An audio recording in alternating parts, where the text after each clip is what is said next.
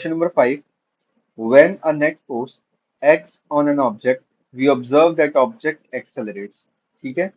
अब क्या कह रहे हैं कि जैसे for example we have an object.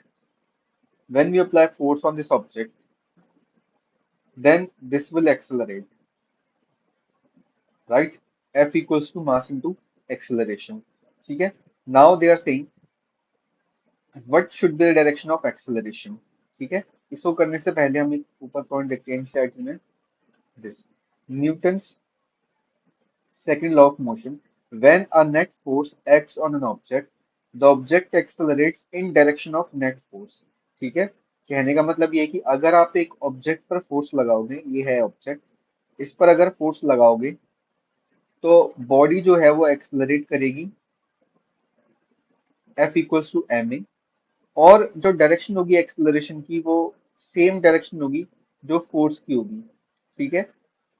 When net force act on an object, object accelerates in the direction of net force.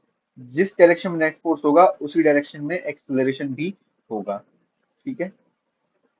So option क्या है इसके? Opposite to direction of force गलत, ऑपोजिट ये भी गलत, in the direction of force. ठीक है. In the direction of force यहां तक ठीक है, लेकिन अब आगे क्या होगा इसको भी आगे देखते हैं. The magnitude of acceleration is proportional to magnitude of net force. So magnitude of acceleration is proportional to magnitude of net force. When accelerate with acceleration inversely proportional, ये गलत हो गया. In the direction of force with acceleration proportional to the force acting on the object. इसका मतलब जिस direction में F होगा उसी में A होना चाहिए, and force is directly proportional to acceleration, or we can say magnitude of force is directly proportional to magnitude of acceleration. Then question number 6. Position time graph for four objects A, B, C, and D moving along a straight line are given. A net force acts on. Here four graphs are given. अब जो ये graph वाला part है ये हम motion chapter में देख चुके हैं, लेकिन अगर आपको लगता है कि आपको ग्राफ में प्रॉब्लम है then please let me know in comment section. मैं इसके ऊपर एक अलग से वीडियो बना दूंगा. सो पहले ग्राफ को अगर हम देखें, position time graph, and this is a straight line graph passing through origin. इस ग्राफ के according object will move with a constant velocity. Object is moving with a constant velocity. अगर object constant velocity से move करेगा so acceleration will be zero, because acceleration is rate of change of velocity. ठीक है. So acceleration zero तो force भी कितना हो गया यहाँ से zero, because F is equals to mass into acceleration. So ये हट गया हमारे पास A. अब ऑब्जेक्ट बी देखते हैं. ऑब्जेक्ट बी में अगर हम देखें इसकी पोजीशन फिक्स है. ठीक है. इसका मतलब ये हुआ कि velocity is zero, and if velocity is zero acceleration is also zero. So force क्या हो गया यहाँ से जीरो हो गया. ठीक है. अगर हम इस ग्राफ को ऑब्जर्व करेंगे, ग्राफ बताता है हमें that velocity is increasing. if velocity is increasing or velocity is changing, that means body is accelerating, and if body have some acceleration it means that some force must be there. So F is equals to mass into acceleration. So this is correct. अब आते हैं इसके ऊपर. This graph also shows constant velocity. अगर velocity constant है इसका मतलब ये हुआ acceleration is zero, this means net force is zero. Fine. Okay, question number 7. Question number 7 में a sailor jumps out from a small boat to the shore. As the sailor jumps forward, boat will move is if yes, in which direction and why.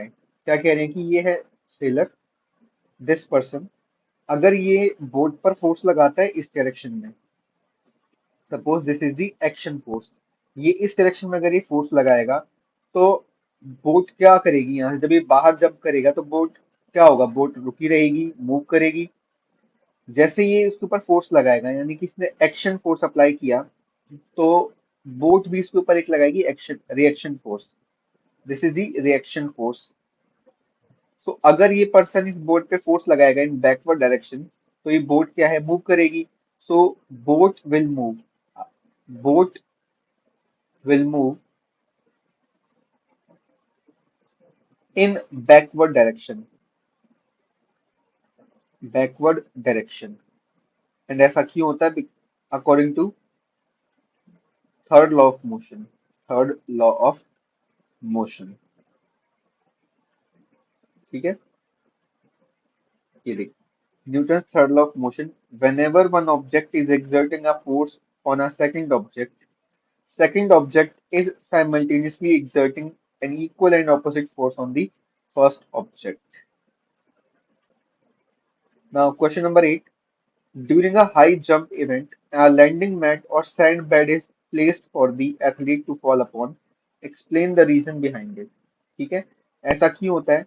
Now, according to Newton's second law of motion, F is directly proportional to net force is directly proportional to rate of change of momentum.